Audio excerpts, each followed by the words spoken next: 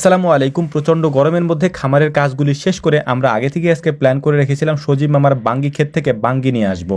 বাঙ্গির season এখন শেষের দিকে, আমরা যাব কাঁচা বাঙ্গিগুলি সংগ্রহ করার জন্য। এই কাঁচা বাঙ্গিগুলিকে লবণ মরিচ দিয়ে খেতে কেমন লাগে এটা দেখার জন্য আমাদের মূলত আজকে প্ল্যান করা। যাওয়ার সময় এক ছোট ভাই বলল, ভাই ওখানে আমাদের আম গাছ আছে, আম গাছ থেকে আম পেরে আমরা আমও মাখাইতে পারবো। এ কারণে আম মাখানোর যেসব জিনিসপত্র আমাদের লাগবে আমরা সাথে করে সেগুলিও নিয়ে যাচ্ছিলাম। আমরা মূলত আমাদের বাড়ি থেকে অনেক দূরে চলে এসেছি, অর্থাৎ আমাদের পাথারের একেবারে মাঝখানে এখানে মূলত একটা আম গাছ আছে। এই আম গাছ থেকে আমরা কিছু আম পেরে নিলাম, এই আমগুলিকে আমরা এখন মাখানোর চেষ্টা করব।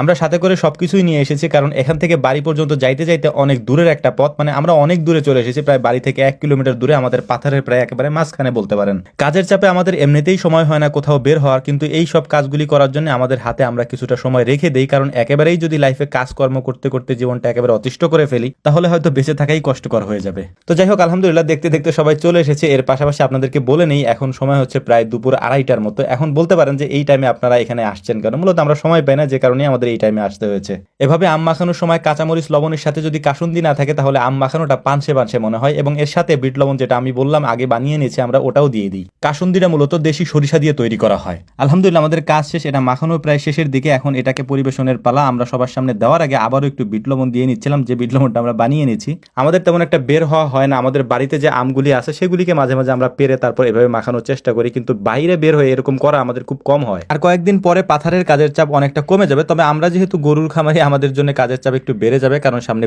কোরবানির জন্য আমাদের কাজ বাড়বে, কিন্তু পাথারের কাজ অনেকটাই কমে যাবে, কারণ পেঁয়াজ উঠানো হয়ে গিয়েছে, পাট বোনাও প্রায় এখন শেষের দিকে, তেমন একটা আর নেই, তো কাজের চাপ অনেকটা কমে গিয়েছে আগের থেকে। এবার আমাদের গন্তব্য হচ্ছে বাড়ির দিকে। আপনারা দূরের ওই গ্রামটা যে দেখতে পাচ্ছেন ওইটাই মূলত হচ্ছে আমাদের গ্রাম। ওই গ্রাম পার হয়ে, এই পাথার পার হয়ে আমরা এসেছিলাম এই আম মাখাইতে, এবং এখান থেকে বাঙ্গি নিতে। মূলত হচ্ছে এই বাঙ্গির ক্ষেতটা সজীব মামা তৈরি করেছিলেন। তো আমাদের জন্য দোয়া করবেন। আসসালামু আলাইকুম।